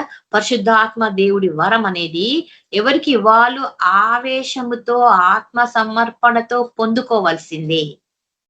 ఆత్మ సమర్పణతో ఇప్పుడు నేను నా పిల్లలకు ఆత్మని ఇవ్వగలనా? ఇవ్వలేను. ఎందుకంటే అది వారి సమర్పణను బట్టి ఉంటది. దేవుడి వాక్యం ఎరగాల, దేవుడి వాక్యంలో వాళ్ళు ఎదగాల, దేవుడితోటి వాళ్ళు సంభాషించాలా, ఆయనతోటి సహవాసం చేస్తూ ఇహో పరిశుద్ధాత్మ దేవుడు అనేవాడు ఒకడు ఉన్నాడు, ఆయన మనం పొందుకోవాలని వాళ్ళు తెలుసుకోవాలి. ఇది సంఘములో తెలియచేయాలి, యాజకులు తెలియచేయాల, సుంకర్లు ప్రార్థనలు మనం వింటున్నాం కదా, వీడి వల్ల నేను లేనంటాడు. శాస్త్రుల పరిశీలన మనము వీధులలో గొప్పతనం కోసం చూస్తున్నారు అంటున్నాం, కానీ సరి అయిన మనసుతో సిద్ధపాటుతో దేవుని సన్నిధిలో చేరటానికి, ఆయన పరిశుద్ధ బలిపీఠం యొద్ద తమ బలియాగం అర్పించుకొనటానికి సిద్ధపాటు ఎంతమందికి ఉంది అంటే చాలా తక్కువ. ఎందుకు అంటే వెనుకడుగు వేస్తున్న వారు. ఎందుకు అంటే మీకా లాంటి ప్రవక్తలు లేరు, మీకా లాంటి ప్రవక్తల బోధ జరగటం లేదు. మీకా ప్రవక్త అయిపోయినాక ఇప్పుడు అపోస్తలుల బోధలు ఉన్నాయి కదా, వారు కూడా ఖచ్చితంగా మీకలాగానే ఆత్మావేశం చేత బుద్ధి చెప్పుచు పాపముల గురించి, దోషములను గురించి, తీర్పును గురించి నిక్కచ్చిగా నిశ్చయంగా వారికి తెలియచేస్తూ మారు మనసు విషయమైన బాప్తిస్మమును కోరుతున్నారు. బాప్తిస్మం తీసుకోండి.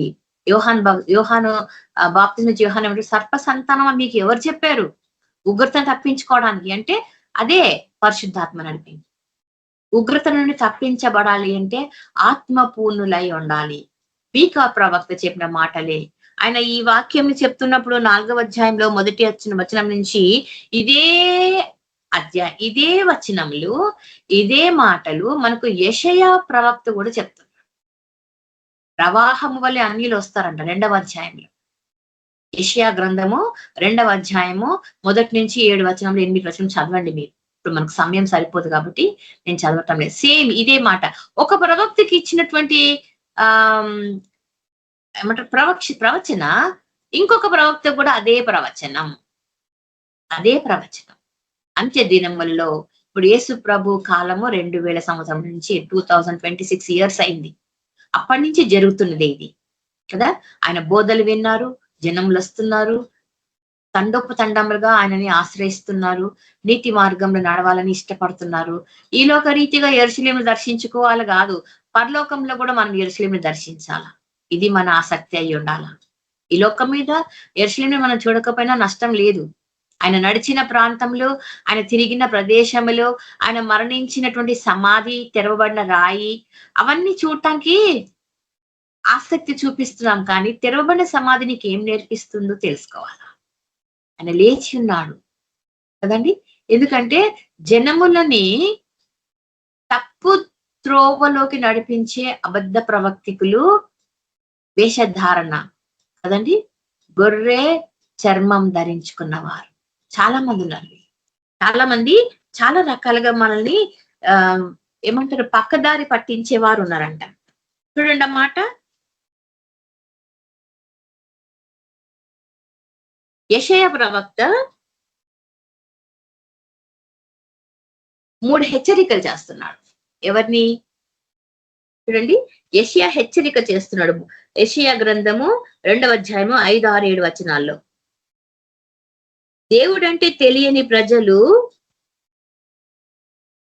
ఆయన ఎవరో తెలియని ప్రజలు, దేవుడంటే ఎవరో తెలియని ప్రజలు, వీరికి దేవుడు తెలియదంటే మనకు ఒక అర్థం ఉంది. కానీ యాకోబు సంతతికి దేవుడు ఎవరో తెలుసు కదండి. యాకోబు సంతతికి దేవుడు ఎవరో తెలుసు. దేవుడి యొక్క కార్యములను ధ్యానించిన వారే ధర్మశాస్త్రమును మందిరములో, సినగాగ్స్ అంటాం కదా, సమాజ మందిరాల్లో కూడుకున్నప్పుడు శాస్త్రులు, పరిసయ్యులు తెలియజెప్పినప్పుడు అన్నిటినీ ఎరిగిన వారే యాకోబు సంతతి. అయితే దేవుడంటే తెలియని ప్రజలు దేవుణ్ణి తెలుసుకుంటున్నారు ఈరోజు, తెలియని ప్రజలు. కానీ యాకోబు సంతతి ఈ రోజు కూడా దేవుని తెలుసుకోకుండా ఉంది. కారణం ఏంటంటే అది దేవుడి యొక్క కార్యము, దానికి మనం ప్రశ్నించకూడదు. ఎందుకంటే ఆ రోజులలో అయితే వారి కార్యములు చాలా విడ్డూరంగా, విచ్చలవిడితనము, విగ్రహారాధన. యాకోబు తిరుగుబాటు స్థితిని వర్ణించిన వాడు యెషయా ప్రవక్త. ఈ 2వ అధ్యాయంలో తిరుగుబాటు పరిస్థితిని వర్ణించిన వాడు. ఎందుకంటే ఆయన మార్గములను, ఆయన సత్యమును, ఆయన నీతి తీర్పులను ఎరుగకనే ఉండిపోయిన వారు వీరు. వారు ఎందుకు ఎరగలేదు, ఎందుకు దేవుడు వారిని విసర్జించినాడు అంటే ఇదే కారణం. ఏదంట, నిజమైన సజీవుడైన దేవుని మాటలపై నమ్మకమును ఉంచలేదు. నిజమైన సజీవుడైన దేవుడి మాటలను దానిపై నమ్మకం ఉంచలేదు. మనం కూడా అదే కోవకు చెందుతున్నామా? నిజమైన సజీవుడైన దేవుడి మాటలను నమ్ముతున్నావా? చాలాసార్లు అంటాం కదా, దేవుడి మాటలు నేను నమ్ముతాను, కానీ ఇది నాకైతే వర్తించదు, ఇది ఈ పనిలో జరగదు, ఇది రూల్స్ తోటి ఉంటది, కాబట్టి ఇక్కడ కార్యం జరగదు. కానీ మన ప్రార్థన ఏకీభవించిన ప్రార్థన అయి ఉంటే ఆ కార్యం జరుగుతుంది. కానీ యెషయా ప్రవక్త చెప్తున్న మాట ఏంటంటే, ఎందుకు దేవుడు ఇశ్రాయేలుని విసర్జించిందంటే వారి యొక్క చూడండి అన్నమాట, తిరుగుబాటు స్వభావం. తర్వాత దైవ వాక్కు ఖచ్చితంగా నిషేధించిన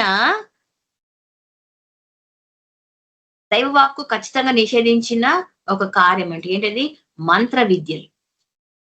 దేవుడి వాక్యము ప్రభువే గట్టిగా నిషేధించిండు, ఇది తప్పు, ఇది పాపము అని వారికి చెప్పిన మాట. ఏంటది, మంత్రాలు, ఆ మంత్ర విద్యలు నేర్చుకోకూడదు. కానీ ఇశ్రాయేల్ అవే చేసిందంట.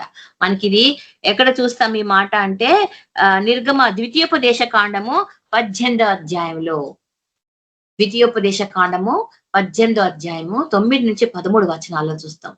వారు దేవుడు నిషేధించిన ఆజ్ఞ అది ఏంటి, మీరు మంత్ర విద్యను నేర్చుకోకూడదు, మంత్రాలను ఆశ్రయించకూడదు, మంత్రాలు సోదే వీటిని ఆశ్రయించకూడదు. కానీ వారు అవే చేసిండ్రు.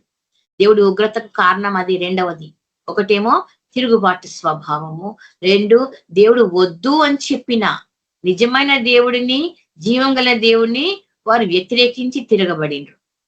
రెండవది, దేవుడు వద్దు అని నిషేధించిన మంత్ర విద్యలను వారు నేర్చుకున్నారంట. ఈ రోజు కూడా క్రైస్తవులు మంత్రగాండ్ల దగ్గరికి, ముర్షద్ల దగ్గరికి వెళ్తున్నారు కదండి. చిలక జోస్యం అని చెప్పి రోడ్డు మీద కూర్చుంటాడు వాడి దగ్గర మీరు వాడి కాళ్ళ దగ్గర కూర్చుంటే చిలక వచ్చి పత్రాలు తీస్తుంటది. అంటే ఒక చిలక నీ భవిష్యత్తు నిర్ణయిస్తుంది. ఆస్ట్రాలజర్ అంటాం. స్టార్స్ ని వాడు చదువుతాడు. ప్లానెట్స్, గ్రహాలు నీ మీద ఎంత ప్రభావం చేస్తున్నాయో వాడు నీకు చెప్తాడు. మరి వాడి మీద ప్రభావం చూపదే ఆ గ్రహము ఆ చిలక కదండి. అంటే వాళ్ళు నిన్ను ఎక్కడ తీసుకెళ్తున్నారంట? విగ్రహారాధనే. ప్లానెట్స్ ని ఆరాధిస్తున్నాడు వాడు. ప్లానెట్స్ ని ఆరాధిస్తున్నాడు. గ్రహాలను ఆరాధిస్తున్నాడా, విగ్రహాలను ఆరాధిస్తున్నాడా మనకు సంబంధం లేదు. కానీ వాడు చేసేదంతా తప్పే కదా. దేవుడు నిషేధించిన దాన్ని వాడు చేస్తున్నాడు, మనల్ని దాంట్లోకి నడిపిస్తున్నాడు. ఇశ్రాయేలీయులను ఆ విధంగా నడిపించిందని చెప్పి ద్వితీయోపదేశ కాండంలో మనం చూస్తాం ఆ మాట. అలాగే ఆయన తన వారిని ఆదేశించిన విధంగా తమను తాము ప్రత్యేక జనముగా ఉండలేకపోయారు. ఇది మనము తిరిగి నిర్గమకాండము 19వ అధ్యాయం 5-6 వచనాలు చూస్తాం. ప్రత్యేకంగా ఉండాలి. మీరు ప్రత్యేక జనంగా అన్యులతో కలిసిపోకూడదు. అన్యులతో కలిసిపోకూడదు. ఇప్పుడు మనం అందరం అన్యులతో కలిసే బతుకుతున్నాం కదా ప్రపంచం అంతటా. కానీ ఆ ప్రత్యేకత కనబరుచుకోవాలంట. You're something special from others కదా. అన్యులతో మనము కలిసి జీవిస్తున్నా వారిలో మనం ప్రత్యేకంగా ఉండాలా. మన పద్ధతులు, మన ఆచారాలు, మన వ్యవహారాలు అన్ని కూడా ప్రత్యేకంగా ఉండాలా. ఇది జరగలేదు కాబట్టి దేవుడు ఈ 3 విషయాల్లో వారిని విసర్జించినాడంట. దేవుడు వారిని వదిలేసినాడు. కానీ వాళ్ళు దేవుడిని సిలువకు అప్పజెప్పే వరకు దేవుడి వరకు టైం ఇచ్చిండు. ఆ తర్వాతనే అన్యులకు అవకాశం ఇచ్చిండు, అన్యులకు మార్గం తెరిచిండు. ఆ రోజు నుంచి 2026 ఇయర్స్ వరకు ఈ రోజు వరకు కూడా అన్యులకు మార్గం ఏంటంట, ప్రవాహం వల్లే ఆయన సన్నిధికి రావటానికి వారికి అవకాశం ఉన్నది. ప్రవాహం వల్లే ఆయన సన్నిధిలో చేరి ఆయనతో మాట్లాడటానికి, ఆయనతో సంభాషించటకు, ఆయనతో సహవాసం చేయడానికి ఒక గొప్ప అవకాశం ఉన్నది. ఇంకా అనేకులు బలము గల అన్యజనులు ఇంకా రావాలా. ఇవి రావాలంటే మీకా ప్రవక్త లాంటి బోధకులు రావాలా, ఆ ప్రవక్త లాంటి ప్రవచనాలు చెప్పేవారు కావాలా. అవి నెరవేరు కాలం ఇదే కాబట్టి, ఆ కాలం అందు అంటే ఇప్పుడు అదే కాలం కదా. ఇది ఏంటి? ఇశ్రాయేలు చిగురించిన కాలం. ఇశ్రాయేలు చిగురించిన కాలం. నేను మొన్న కూడా చెప్పినాను కదా, 1948 లో ఇశ్రాయేలు ఒక దేశంగా ఏర్పరచబడింది. ఇశ్రాయేలు ఒక దేశంగా ఏర్పరచబడింది. ఎన్నో యుద్ధాలు, చీటికి మాటికి యుద్ధాలు, దాని చుట్టూ శత్రు దేశాలే. ఈ రోజు కూడా దానికి యుద్ధం తప్పలేదు. అయినా ప్రతి యుద్ధంలో తోడ్పడేవాడెవరు? సైన్యములకు అధిపతియగు యెహోవా కదండి. సైన్యములకు అధిపతి యెహోవా తన జనాంగమును విడవలేరు. ఆయన విసర్జించిన వారిని శపించినా తిరిగి వారి మీద కనికరించిన దేవుడు, కనికర పూర్ణుడు కాబట్టి వారిని విడవలేదు. ఎందుకంట ఆయన కొనుకడు, నిద్రపోడు, విడువని దేవుడు ఆయన. కాబట్టి ఈ రోజు కూడా ఆ దేశం మిగిలే ఉన్నది. ఈ రోజు ప్రతి ఒక్క దేశం ఇశ్రాయేలు వైపు చూస్తోంది. ఎందుకంటే మీరు ఈ నోబెల్ ప్రైజ్లు లిస్ట్ లో మీరు ఒకసారి ఇంకా యూట్యూబ్ లో కొడితే మీకు అర్థమవుతుండ, ఎక్కువ శాతం యూదులకే వచ్చినాయి ఆ ప్రైజులు.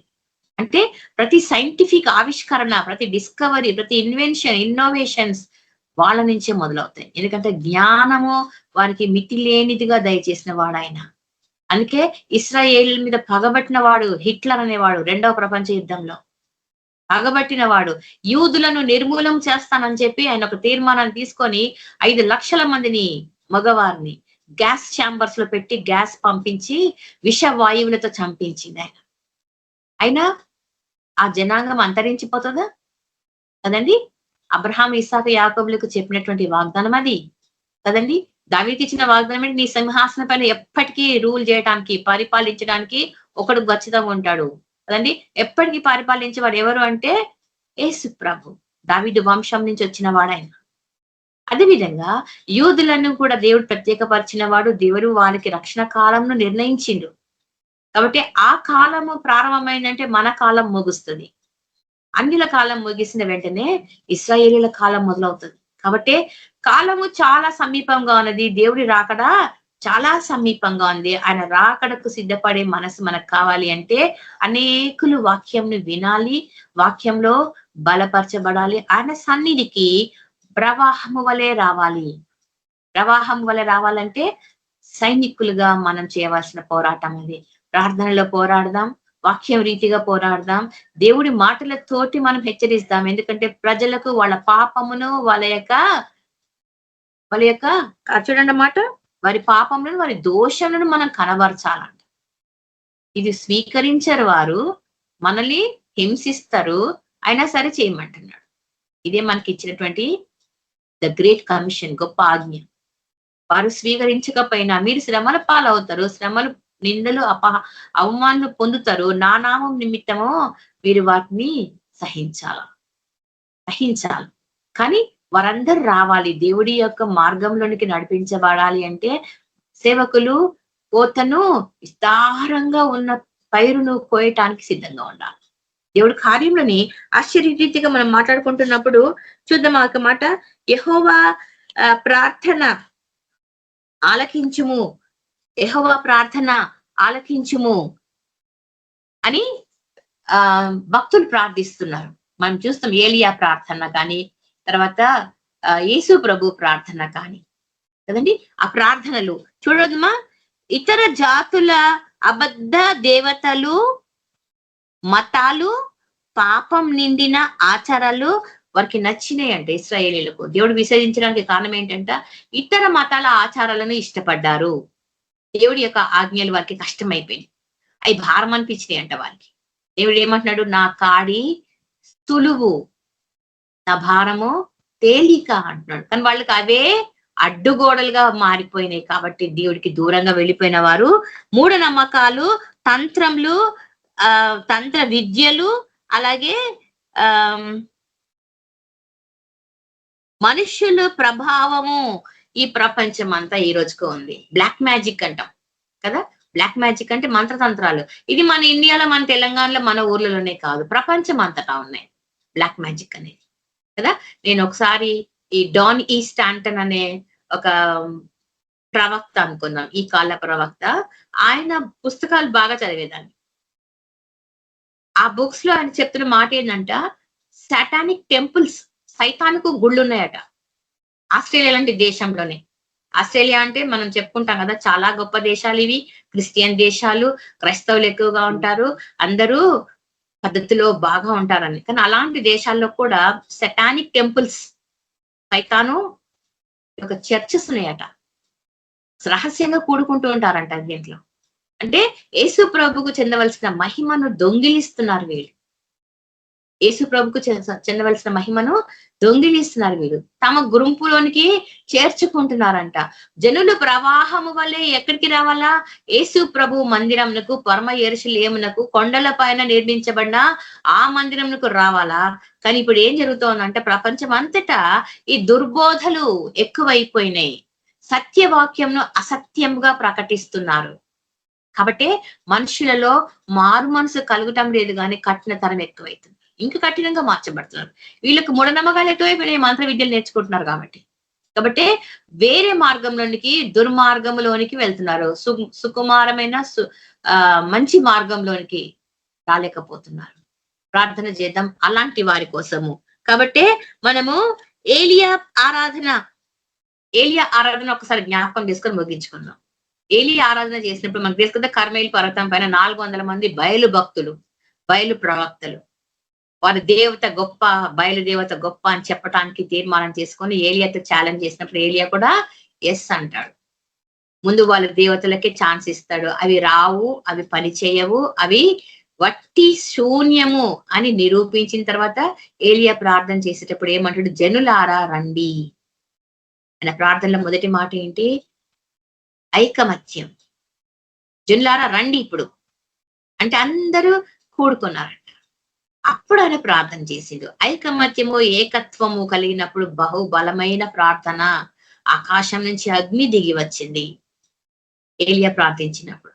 ఈ జనుల కళ్ళు తెరువు ప్రభువా, అగ్ని చేత ఈ దహన బలిని దహించు, నీవు నిజమైన దేవుడు అని నిరూపించు. సింపుల్ ప్రార్థన కదండి. కానీ ఎప్పుడు జరిగినది, ఏలియా అందరినీ సమకూర్చి కూడి రండి, ఇప్పుడు మన దేవుడితోటి ప్రార్థన చేద్దామని చెప్పినప్పుడు ఐకమత్యంతో, ఏకత్వం, ఏక మనసు కలిగి అందరూ దగ్గరికి వచ్చినప్పుడు బలమైన శక్తి దిగి వచ్చింది. ఆ ప్రార్థన దేవుడు ఆలకించింది, ఆ బలిని దహించి ఒప్పుకున్నాడు. అప్పుడు జనములకు అర్థమైపోయింది ఏంటి, ఈయన దేవుడని, నిజమైన దేవుడని. అలాగే మనకి ఇంకొకటి ప్రార్థన, యెహోవా నా ప్రార్థన ఆలకించుము కదా. మనము ఇది మొదటి రాజుల గ్రంథము 18వ అధ్యాయంలో చూస్తాం ఈ మాట. యెహోవా నా ప్రార్థన ఆలకించుము, యెహోవావైన నీవే దేవుడవై ఉన్నావనియు, నీవు వారి హృదయములను నీ తట్టుకు తిరుగ చేయుదు అనియు ఈ జనులకు తెలియజేసినట్లుగా నా ప్రార్థన ఆలపి. ఇది ఇప్పుడు మన యొక్క సేవా ప్రార్థన. ఈ జనములను మార్చు, వీరి హృదయములను త్రిప్పు, వీరి కన్నులను తెరువు. అప్పుడు నీ వాక్యం వారు స్వీకరిస్తారు, నువ్వు చెప్తున్న సత్యమును గ్రహిస్తారు వాళ్ళు. దేవుడు విశ్వాసులందరినీ మార్చాలా, ఎందుకంటే వెనుకబడిన వారు, జారిపోయిన వారు అనేకులు ఉన్నారు మనవారే. కాబట్టి వారి కొరకు మనము ప్రార్థన చేస్తున్నప్పుడు ఎలియా అలాంటి ప్రార్థన చేయగలిగితే, మీకా లాంటి ధైర్యంను కనబరచగలిగితే దేవుడు కార్యం జరిగిస్తాడంట. సువార్తను దేవుడు వారికి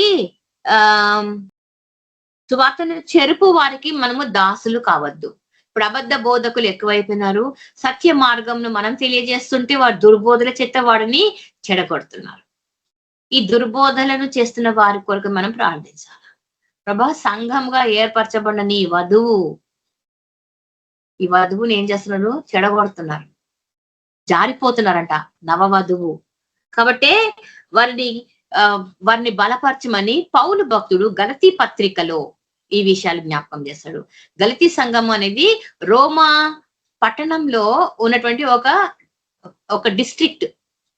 ఈ డిస్ట్రిక్ట్ లో ఉన్న గలతీ సంఘాలన్నిటికీ కలిపి ఈ పత్రిక రాసిండు ఆయన. ఇప్పుడు మీరు ఈ గలతీ పత్రికను అప్పుడు చదవండి, అప్పుడు అర్థమవుతుంది. పౌలు ఎందు నిమిత్తము గలతీ పత్రికకు తన రెండవ ప్రయాణంలో, మొదటి ప్రయాణంలో సంఘాలను ఏర్పరిచిండు, రెండవ ప్రయాణంలో సంఘాలని అభివృద్ధి పరిచి వాళ్ళని బలపరిచిండు. ఈ రెండవ ప్రయాణంలో గలతీ సంఘాలకు చెప్తున్న మాట ఏంటంట? అబద్ధ బోధకుల గురించి జాగ్రత్త, ఆచారాలు ఎక్కువ కావాలా, ధర్మశాస్త్రం ముఖ్యమైనది అని చెప్తున్నారు. యేసు ప్రభువుకు రక్షణకు అవసరమే కానీ విశ్వాసము అవసరం లేదు, ధర్మశాస్త్రాన్ని పాటిస్తే మీరు విశ్వసించిన వారే అని పిచ్చి పిచ్చి బోధలు, అనేక రకముల బోధల చేత బ్రహ్మపరుస్తున్నారంట. ఈ అబద్ధ బోధకులు చేస్తున్న ఘోరమైన పనులు ఏంటంట? సంఘములను కలవరపరుస్తున్నారు, తర్వాత దాసులుగా చేస్తున్నారంట. దేనికి? ధర్మశాస్త్రం కిందనే ఉన్నాం ఇంకా మనం ఇంకా ధర్మశాస్త్రాన్ని పాటించవలసిందే. యేసు ప్రభు వచ్చినా కూడా, ఆయన రక్షణ కార్యం జరిగించినా కూడా ధర్మశాస్త్రంను పాటించాలి. ధర్మశాస్త్ర సంబంధమైన ప్రతి ఆచారంను మనం పాటించాలి, లేకపోతే మనకు కీడు, మనకు శాపము అని బోధిస్తున్నారు. ఈ అబద్ధ బోధకుల విషయమే జాగ్రత్త పడాలంట. వారు ఇంకా ఏం చేస్తున్నారు? కల్పన కథలు కదండి, కల్పన కథలు. తర్వాత వీరు కపట సహోదరులు, మనతో ఉన్నట్టే ఉంటారు, మన భక్తులే అనుకుంటాము, మన గుంపే అనుకుంటాము, మన ఆత్మీయ ఫిలాసఫీలోనే ఉన్నారు అనుకుంటాం. కానీ వారిలో కపటం ఉంది. అంటే తమ మార్గంలోనికి మనల్ని నడిపించడానికి కొంత దూరం మనతో ప్రయాణం చేస్తారు, తర్వాత వాళ్ళ గుంపులోకి లాక్కుంటారు. వీరి విషయమే చాలా జాగ్రత్తగా ఉండమంటున్నాడు దేవుడు. ఆత్మవేషం గలవారు ఖచ్చితంగా దీన్ని తెలుసుకుంటారు. ఆత్మవేషం కలిగిన వారు తెలుసుకుంటారు. అదే విధంగా వాళ్ళు భ్రమ పెట్టుదురు, సత్యంని అసత్యముగా, సత్యమును అసత్యంగా చిత్రీకరించేసి భ్రమ పెడితే కన్ఫ్యూజన్ క్రియేట్ చేస్తారు అన్నమాట. కలవరపరుస్తున్నారు, భ్రమ పెడుతున్నారంట వీళ్ళు. కాబట్టి వీరి విషయమే జాగ్రత్తగా ఉండండి. తర్వాత అడ్డగించువారు, బలవంతము చేయవారు. అడ్డగించేవారు సత్యంలోకి వెళ్తున్న వారిని కూడా ప్రక్కకుదో పట్టించడానికి అడ్డగిస్తారంట. అంటే బల ప్రయోగం చేస్తాడు. కొన్నిసార్లు బంధించడమో, లేకుంటే మిమ్మల్ని వెలివేస్తామని బెదిరించటమో, లేకపోతే మీరు చచ్చిపోతే మా చర్చ్ తరపున మీకు సమాధులు ఉండవు, మా సంఘంలో పెళ్లిళ్ళు చేయవు, ఇలాంటివి చిన్న చిన్న విషయాలలో బెదిరిస్తూ అంటే వాళ్ళ పట్టులో నుంచి పోనీయకుండా విశ్వాసులను బంధిస్తున్నారు ఒక రకంగా చెప్పాలంటే. కాబట్టి ఇలాంటి వాటన్నిటి మనం జ్ఞాపకం చేసుకొని, ప్రభువా భయంకరమైన దుర్దినములలో మనం ఉన్నాము, భయంకరమైన దుర్దినములలో మేమున్నాం, మమ్మల్ని అవిశ్వాసంలో పడనీయకుండా విశ్వాసమందు బలపరచు. మన ప్రార్థన మొదటి అంశం. రెండవ అంశము, ప్రభు అబద్ధ బోధకులను తెలుసుకోవాలి. మేము అసత్యమును వాళ్ళు బలంగా రుద్దుతున్నారు కాబట్టి వారిని వ్యతిరేకించి నీ సత్య మార్గంలో స్థిరంగా ఉంటకు మాకు నేర్పించు. ఎందుకంటే మన సొంతంగా మనం ఏం చేయలేం, నేర్పించు ప్రభు అని దేవుని అడగాల. రెండవది, మీకు అలాంటి ప్రార్థన చేయాలా. పరిశుద్ధుల విషయంలో గాని, అలాగే యూదుల విషయంలో, యెరూషలేము విషయంలో గాని అన్నిటిని మనం చదువుతున్నప్పుడు పాప విషయమే, దోష విషయమే వారిని ఖచ్చితంగా హెచ్చరించాలి, ఖచ్చితంగా హెచ్చరించాలా. హెచ్చరికలు లేకుండా మనం మాట్లాడుతూ ఉంటే కదండి, ప్రవచనం మనం ఎప్పుడు చెప్పుకుంటూ ఉంటాం కదా, ప్రతిసారి చెప్పుకుంటుంటే, where there is no vision people perish. దర్శనం లేకపోతే ప్రజలు నశిస్తారు. ఇప్పుడు మీకా ప్రవక్తకు వచ్చేటువంటి దర్శనం అది అంత్యకాలంలో ఈ విధంగా జరగబోతుంది. జరిగిందా కదండి? ఆయన తీర్మానం ఎంత గట్టిగా ఉంది, ప్రభా ఆత్మావేశం చేత బలముతోను శక్తి చేత నేను వాక్యంని బోధించాలా. ఇలాంటి తీర్మానం మనం చేసుకుందాము. దేవుడి యొక్క చిన్న వాక్యంను దీవించుగాక. ప్రార్థన చేసుకుందాం. మహాగణుడవు, సర్వోన్నతుడవు, సర్వశక్తిమంతుడవు, పరిశుద్ధుడైన యేసయ్య, నీకు వాక్య ధ్యానంలో మేము అతడి ముందుకు సాగుతుండగా మాతో మాట్లాడిన దేవుడు ప్రభా, అనేకులు ఈ యొక్క వాక్యం విని దాని ద్వారా వారు బలపడుటకు నీకు కృపలో జ్ఞాపకం చేసుకోనండి ప్రభా.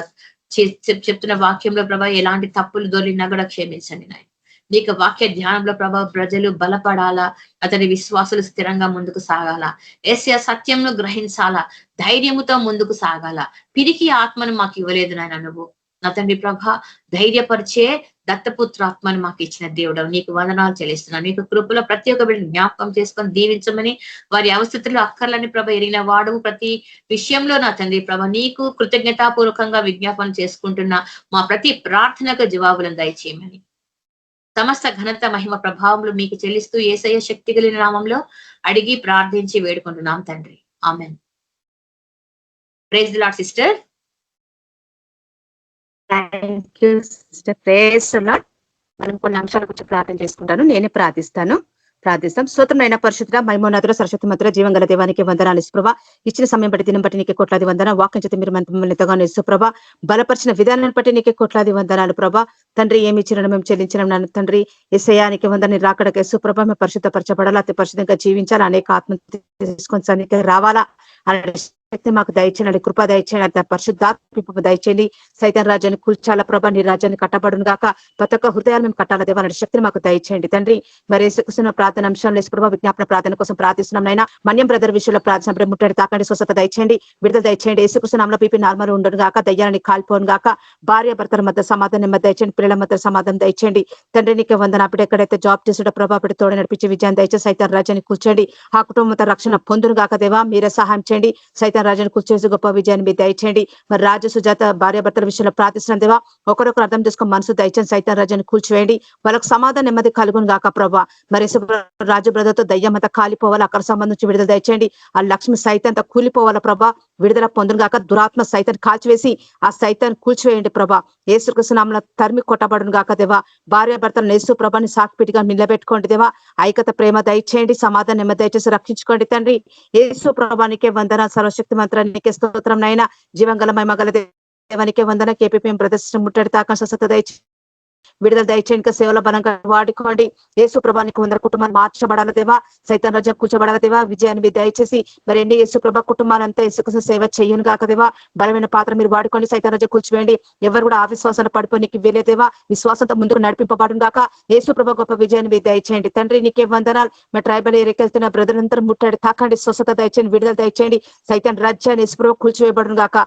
ఆరోగ్యం స్వస్థత దయచేయండి దేవా. వెళ్తున్న నీ పరిశుద్ధాత్మను నడిపింపు దయచేయండి. ఏ ప్రాంతంలో ఏ అడవిలో యేసు ప్రభ అడుగు పెడుతున్న దేవా, వాళ్ళ ఆశీర్వాదం పొందుకొని యేసుక్రీస్తు నామములో అక్కడ స్వతంత్రించుకుని గాక. సైతాన్ రాజ్యాన్ని కూల్చివేసి దేవానికి వందన, అనేక ఆత్మ సంతి తీసుకొని రావాలంటే శక్తి దయచేసి దేవానికి వందన. ప్రతి ఒక్క బిడ్డ మారుమనసు పొందును గాక, ఏసిన బ్యాప్టిజం పొందును గాక దేవా. విజయాన్ని దయచేయండి. దేవానికి వంద. ఎంతమందికి ఇంకా సువార్త ప్రకటింపబడరు దేవా, అందరికీ సువార్త యేసు ప్రభా ప్రకటింపబడును గాక. గొప్ప విజయాన్ని దయచేయండి. మరి హాస్పిటల్లో ఉన్న ప్రతి ఒక్క బిడ్డ స్వస్థత పొందాలా ప్రభా. మరి యేసు ప్రభా ఎన్నో ఆత్మలు మునుగుతున్నాయి నాయన, వాళ్ళంతా రక్షణ పొందాలా ప్రభా. మీరే సహాయం చేయండి. కుటుంబకున్న బంధకాలు కట్టడం వేరేగొట్టి యేసు పాదం పీఠ దగ్గరికి రావాలా. మీరే సహాయం చేయండి దేవా. మీరే కార్యం జరిచి రక్షించుకుని రక్తపరచుకోండి తండ్రి. ఈ లోకంలో ప్రతి ఒక్క బిడ్డ యేసు ప్రభా సత్యాన్ని ప్రకటించాలా దేవా. చర్చస్ యేసు ప్రభా ఇంతమంది ఆరాధన చేస్తున్న ప్రభా, సత్యమైన ఆరాధన చేయాలా దేవా. మీరే కార్యం జరిగించి ప్రతి ఒక్క బిడ్డగా ఆత్మతో మీరు మాట్లాడండి నాయన. సర్వాధికారినికే వందనాలు, జీవంగల మహిమగల దేవానికే వందనాలు దేవా. ప్రతి ఒక్క హృదయాల్లో యేసు ప్రభా సత్యాన్ని ప్రకటించే బిడ్డగా మీరు వాడుకోండి. సైతం శత్రువు కూల్చివేసి ప్రతి ఒక్క బిడ్డ యేసు ప్రభాని ఆత్మ నడిపింపు కలగ చేయమని ప్రార్థిస్తున్నాం. దేవానికి స్తోత్రం చెల్లిసిన ప్రతి ఒక్క ఆత్మ చుట్టూ అగ్నికచన పెట్టండి. మరి అనేక మందికి లోకానికి యేసు ప్రభా సువార్త ప్రకటింపబడాలి బలపడాలా, గొప్ప విజయాన్ని మీ దయచిన అందరూ అపోస్తుల బోధలకు రావాలా. మీరే సహాయం చేయండి, సైత శక్తులు కూర్చివేయండి. జీవంగల మహిమ గల దేవానికి వంద కుటుంబకున్న బంధకాల కట్టని విరగొట్టి అమసపడిన శక్తులు కాల్చివేసి ప్రతి ఒక్క కుటుంబంతో రక్షణ పొందాలా దేవా. వ్యర్థమైన ఆరాధన నుంచి విడుదల పొందాలా ప్రభా. నిజమైన సృష్టికర్తకి యేసు ప్రభా ఆరాధన చేసే శక్తి వాళ్ళకు దయచేసి వాళ్ళతో మీరు మాట్లాడమని ప్రతి ఒక్క గంట మహిమ నీకే చెల్లిస్తూ నజరేయుడైన యేసుక్రీస్తు మడి వేడుకుంటున్నాం తండ్రి, ఆమేన్. Praise the Lord. Brothers sisters అందరికీ రవి బ్రదర్ మీరు ఆశీర్వాదం ఇవ్వండి బ్రదర్. Okay sir. మన ప్రభు అయిన యేసుక్రీస్తు కృప సమాధానం నడిపింపు మనకందరికీ, కేబీపీఎం గ్రూప్ బ్రదర్ సిస్టర్ కుటుంబీకులందరికీ, నిత్యం విజ్ఞాపన ప్రార్థిస్తున్న కుటుంబీకులకి, నిత్యం యూట్యూబ్ ఛానల్లో వాక్యాలు వింటున్న ప్రతి కుటుంబానికి అందరికీ సదాకాలం తోడైండును గాక. ఆమేన్. ప్రైజ్ లార్డ్ సిస్టర్ బ్రదర్స్ అందరూ ప్రైజ్ లార్డ్. బ్రదర్స్ సిస్టర్స్ అందరికీ praise the Lord. Praise the Lord మా praise the Lord. Praise the lord.